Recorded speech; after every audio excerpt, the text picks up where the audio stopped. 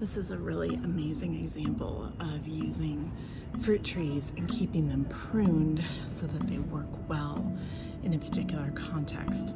This is along this colonnade, and basically the fruit trees shade the colonnade even further and provide a little more protection. But you can see, first of all, they've capped the tops. They never get any taller than that, and they keep them pruned so they're relatively short. But also, they have cut off the under branches here so that they have this kind of umbrella shape. Plenty of leaves, still lots and lots of fruit, but these lower branches have all been removed so that it becomes another colonnade alongside the physical colonnade that's already here. It's a great example of strategic pruning.